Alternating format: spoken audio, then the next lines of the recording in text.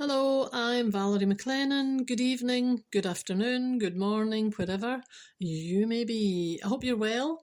This is my spiritual channel, Valerie Mac, Scottish, spiritual, and very funny. Allegedly. If you've been following me a while, thank you very much, and I appreciate some of you have followed me, if not all, have followed me into 2026. Thank you very much. And if you're a new listener, thank you.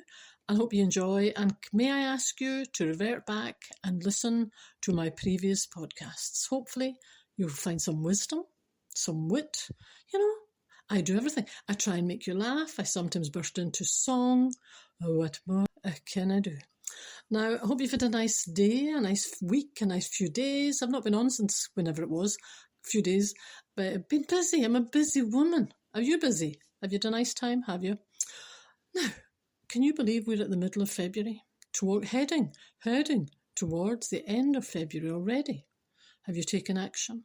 Are you doing anything I'm suggesting? Are you? I know some of you are, because some of you have told me, and I have witnessed. I have witnessed that they are doing what they said, and now that gives me hope.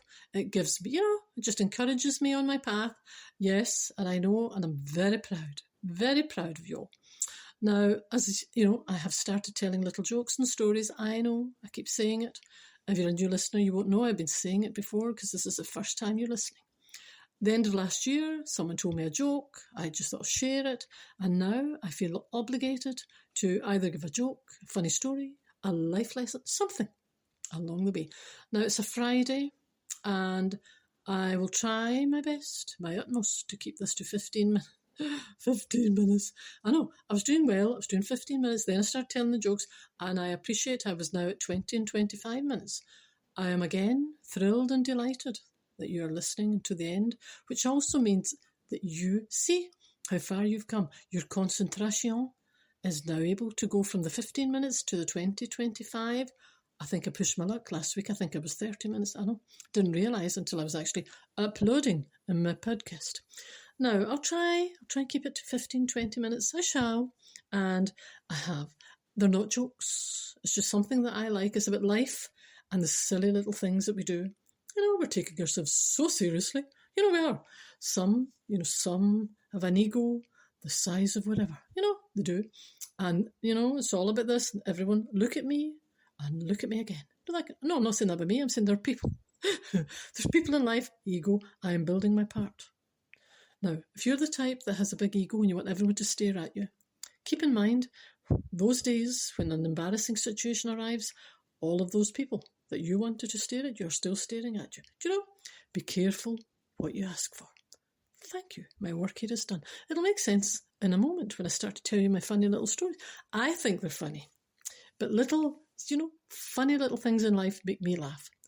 I shall give you an example. I most certainly will. Now, after I've told you the funny little stories, if you've been following me a while, you'll realise I then move into a very, very important life lesson. So don't go anywhere. Don't rush off. If you've not had your dinner, you'll just have to wait. If you've not had your breakfast or your lunch, whatever it is, if you've got an important meeting, you will just have to press pause until I have finished. Thank you. Now, this, some of the ones that just you kind of go, the kind of cringe-worthy things. I know. Are you ready? Sitting down? You got a pen? I don't even know why I said that now. I've got a pen. Can you keep one just in case I want to ask something? Have a pen. Thank you.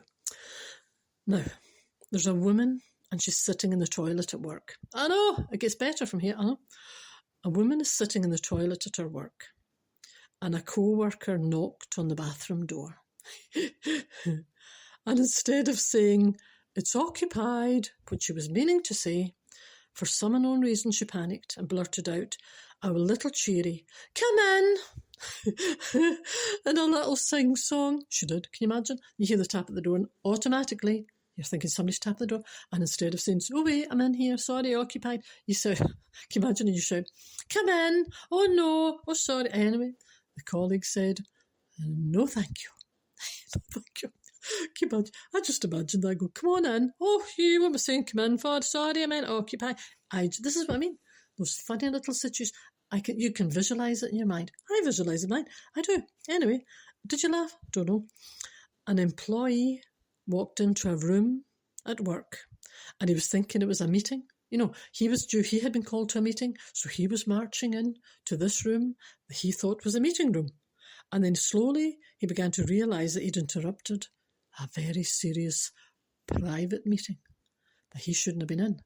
And everyone just looked up at him, as much as to say, "What are you doing in here?" Nobody said that, but he felt it in every part of his mind, his body, and his spirit. And in his panic, he realised he was in the wrong room. He should be next door. And he turned round swiftly. He apologised profusely. "Oh, I beg your pardon." But nobody spoke. And in his panic of apologising, he turned round and he hit his head on the doorpost. Now, I'm not laughing at that. I'm just thinking, it wasn't his finest hour. I think he was a relatively new employee. I know. Standing in this room, realise I'm not even meant to be in this room, turn round and bash your head off the doorframe. I know. We have all been there. Maybe not exactly, but we do. I feel his pain. I did. I've not done that exactly, but I've done it. I'll be telling you one at the end that I did. No, it's not that, but don't you worry. He is not alone. Thank you. I'm doing all work ones today, so I'm building my part, I know. Anyway, there's an employee and he's on a video call at work. Another of them, yeah. He's on a video call at work and he thought his private, again, I told you a similar one the other day, but he thought his message was set at private. So during the live video call at work, he sent a message that he thought was private to his colleague talking about the person that was speaking. And he said, "He's totally clueless." I know. But the message was viewed by the entire meeting, every single person, including the person that he had said, "He's absolutely clueless." And they all turned and looked at said person. You would just want the ground to open up, wouldn't you? You would. Well, it's your own fault. You shouldn't be doing that in a meeting. Oh, no, it's your own fault. Karma. Thank you. An employee, I'm nearly finished. An employee is working from home in a call centre during the pandemic. Now, probably many of you will relate to this. Maybe not exactly, but you'll get my drift. So he's working from home during the pandemic, but he works in a call centre. So they were all he was in the middle of a call on this live link during the pandemic, when all he could see was one of his parents walking behind him in his pyjamas. You used to see that. Do you remember that during the pandemic? They used to show you a little bit. You'd be looking at the TV and they'd be saying, "Well, you have nothing else to do. You're trapped in your house for years." I know. Anyway, you'd be watching something on TV in a live link and you would just see someone at home and you would see either the dog or somebody like that. One of their parents wandering behind them in their pyjamas, or even worse. I know. I think we were grateful. These are pyjamas. Thank you. This is my last one. No, it's not. It's my second last one because I've got to tell you one about myself. Someone swore loudly about a new client after finishing a call. Oh, no, yeah. Only to realise that the new client hadn't hung up yet. Oh, well, again, it serves you right. Karma. I know, can you imagine? The clue was a new client. I know. I think he'd only just signed the thing, the paper, the contract. Couldn't get that. And he swore. Blah, blah, blah, blah. And what did he say? He did. Blah, blah, blah, blah. And the next minute, he realised the client was still on the line. I know. Karma. Thank you. Well, there was one time many, many, many years ago. I'm going back about probably 20 years ago. Wait, gosh, were you only 20? I was, in fact, probably 21 at the time. And I was in a concert in Glasgow. I was at a concert in the town. And I had booked a taxi prior to going in to take me back. Anyway, I came running out of this and I got a text. It's important, but received a text saying, "Your taxi has arrived." And it's a black car, and it gave me the number plate. I didn't bother looking at number plate. I just thought, "Your taxi's arrived," and it's a black, whatever, they named the make of the car. So I think it was actually a Renault Megane. I'm so embarrassed I can still remember.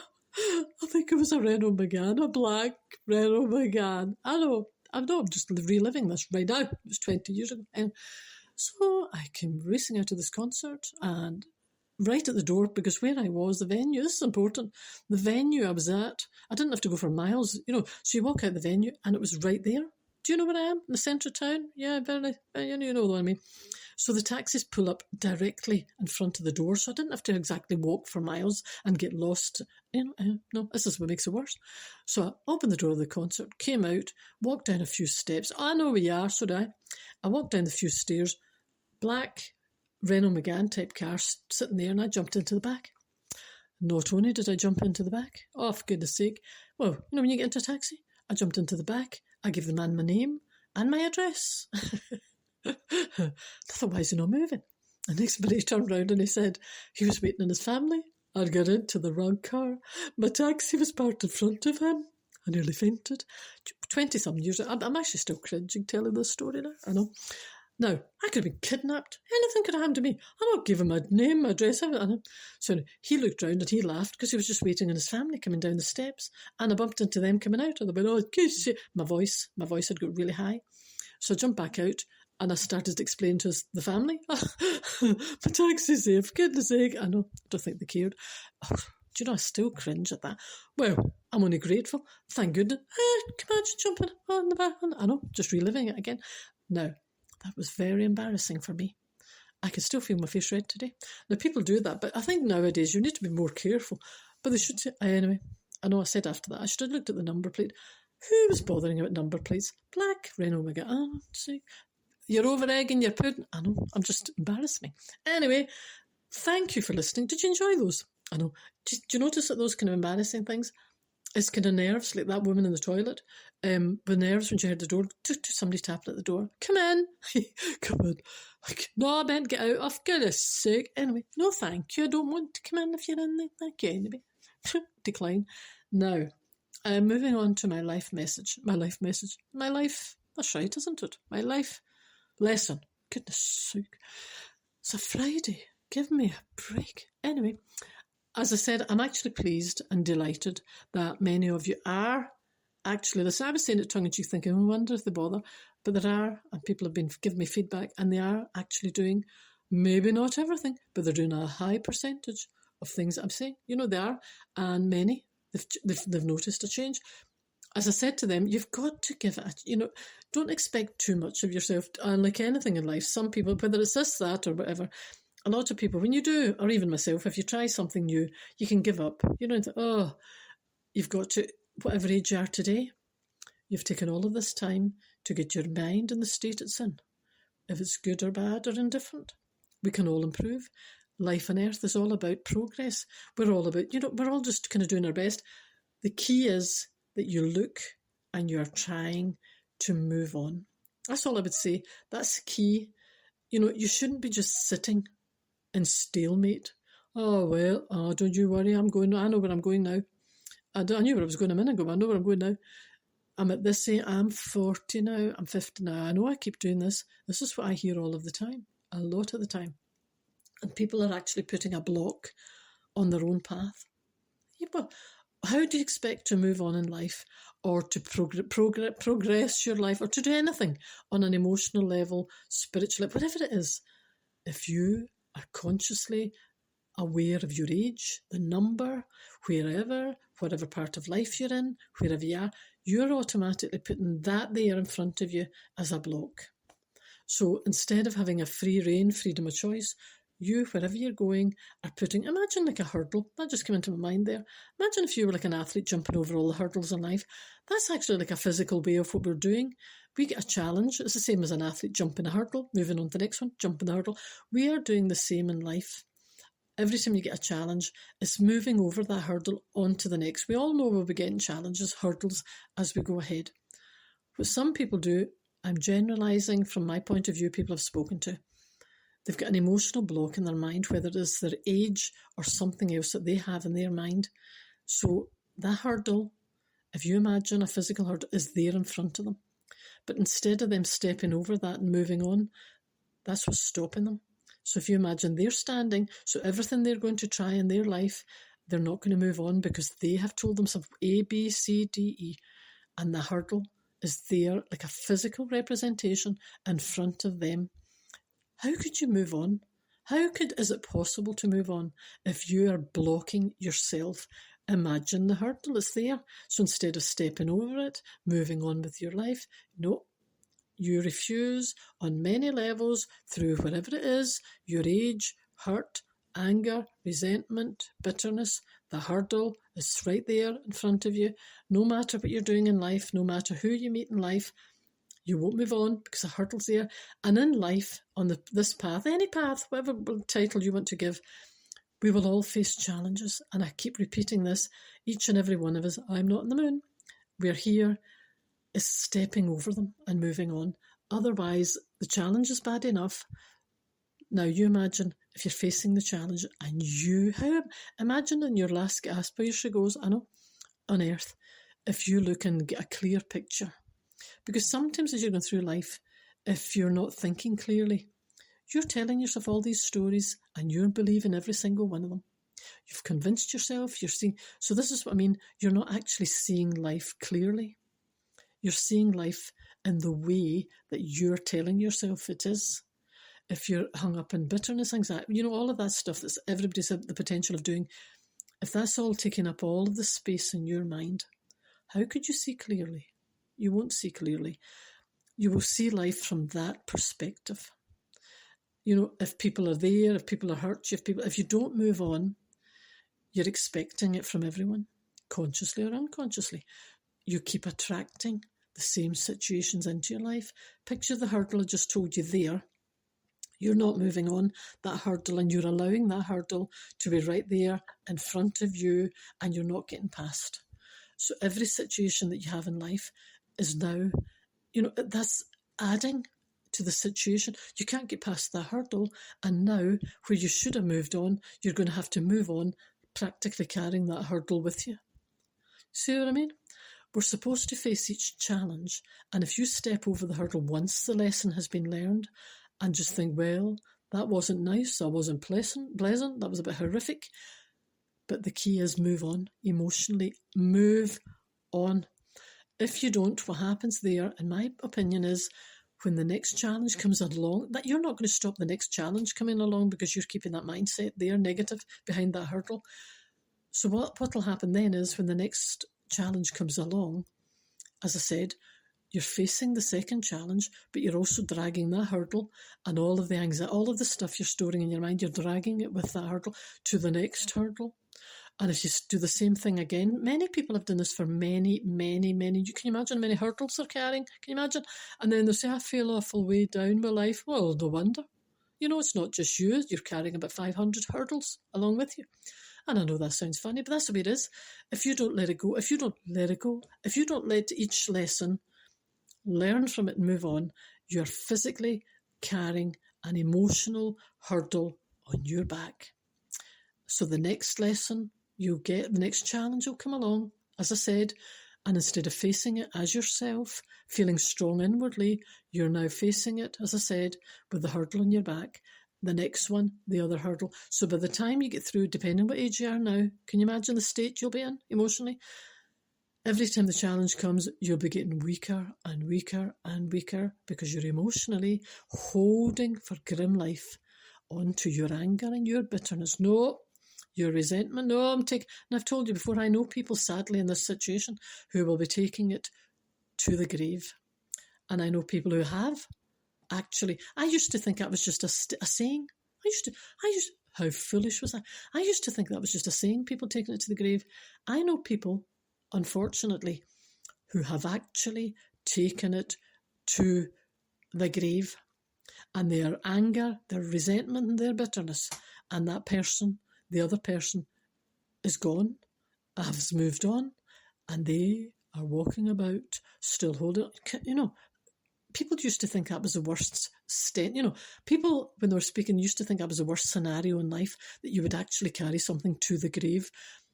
There are people actually that I know who are doing that physically and emotionally, have taken it to the grave. So there you go. Try not to be that person, because there's only one way to go from there. So what you're doing is, in that stage, is you leave it. If you're whatever age you are in life, you go through. You're carrying all those hurdles. You're dragging all that. How do you expect to be happy in anything you do in life, no matter what on earth you get on in life? Whatever dream you have, whatever hope you have, whatever people you're meeting, whatever situation you're in, how do you expect to have a minute or a minuscule or a second of happiness, true happiness within yourself, if you're carrying all those hurdles, if you're dragging everything to the grave, if you're full of anger and bitterness and resentment, this is why it says in the spiritual path, forgiveness. You don't have to forget. We're human beings after all. We don't go around here. Sometimes it's very, very difficult to forget what people are doing in life or maybe have done. Tell me. But for your own sanity and for you've got to forgive it and move on. Whatever it was that happened in your own life, if you just say to yourself, right, I forgive it and move on. This is where a lot of the blockages come with people. Otherwise, what's the alternative? You are then in the same position as the people that have treated you badly. So what you're doing is you're carrying all of that. Instead of carrying it and thinking, right, I'll let life deal that. Life will sort that one out. I don't need to defend myself. I don't need to do anything. I, from this second, have forgiveness and moved on. I have certainly not forgotten. You can just say these things to yourself, but I forgive it. What happens then is you're releasing that from yourself, and all of those hurdles that you were going to prick, even subconsciously, you were going to drag with you to the grave, has gone. And what happens there is each challenge that will come along to each and every one of us, at least you've got the inner strength to face each and every one of them, and you're not going around dragging all that stuff with you. Do you know what I mean? I can't make it any easier than that. No matter what you decide today, you've got two choices. You're going to forgive it and you're going to let it go and let life sort it out. Karma, that kind of thing, if that's the word you use. But you free yourself up. Free yourself up. And then every challenge that comes along, you can face it feeling lighter emotionally. As I keep saying, there's only are two alternatives. Move on, or one alternative. Move on, face it, let it all go and move. Otherwise, you're just going to be the same as other people, just dragging all this stuff with you, thinking, oh, I'm exhausted, honestly, and feeling each day is getting tougher and tougher. Well, it will. But sadly, a lot of it you're causing yourself. As of the above, you're not letting it all go. You're holding it on. It's your comfort zone. You're surrounding yourself with anxiety. You're surrounding yourself with this. You're looking for the worst in everyone. You're doing this. You're doing that. Oh, I'm exhausted just thinking about it. I know. So let it go. Move on. That's a life lesson I would give you for today. And I keep repeating it because so many people I speak to are going on about their age. This is the other thing. See if once they've hit, I think it's 50 plus. From 50, I'm generalising, I'm talking about people I know. If you start to attach an age to yourself, and that's you. And now, I actually do know people that do this all the time. They focus on their age all of the time. And I know I do tongue-in-cheek, I'm 42. Many people know my exact age practically to the hour, I don't attach an age to myself. I want to keep my mind where my mind should be. I don't attach anything like that to myself, because what happens then is you absorb it. So, if you're walking around, whatever age you are, if you're thinking, oh, for goodness sake, you absorb that into your being. What happens subconsciously, I'm generalising, is you start to think older. You start to act older, because of your mind, you're feeling you're at this age, whatever age it is, and you start to associate with that number. Subconsciously or consciously, you will act that age. And, if you, in your mind, think it's an old number, you start to relate to that number. Do you know what I mean? Leave me alone. I know. I always believe in keeping your mind as youthful as you can, because that affects your mind, your body, your spirit. If you keep focusing on a number and you think it's an old kind of number or whatever, as I said, 50 plus seems to be the thing, you start to act like that number. Well, I'll tell you, I will not act like any number, because what happens is it affects your mind, your body, and your spirit. And I know I'm saying it tongue-in-cheek, but people go, you're not 40. No, I think I know I'm not 42. You know what I mean? But in my mind, I'm 42. And that's all that matters. Do you know? Anyway, I'm going to a cowboy thing. I am. I'm going to a cowboy thing, and I don't care. I think I had to be 42 to get in there. I'm not sure. Anyway, I will let you know how it goes. Can't remember when it is. I think it's next month. It's next month. And I'm going to this thing. It's a cowboy thing. I might buy Stetson. I know. Anyway, please take it seriously, what I'm telling you, because you will feel better in yourself. Oh, what's the alternative? Stressed, anxious, miserable, depressed, tired. Well, I am not going to be any of the above. You may if you wish, but sadly, it is all up to you. You've got the keys of it all in your own hand. You can do, or you can just choose to be the same old, same old. Same old, same old. That's those people going on about age all the time. People I mean, oh yes, will you please all stop talking about your age in that negative fashion in my company? Hello, goodness sake. Look after each other. I'll be on Monday, no doubt. Monday, Tuesday onwards.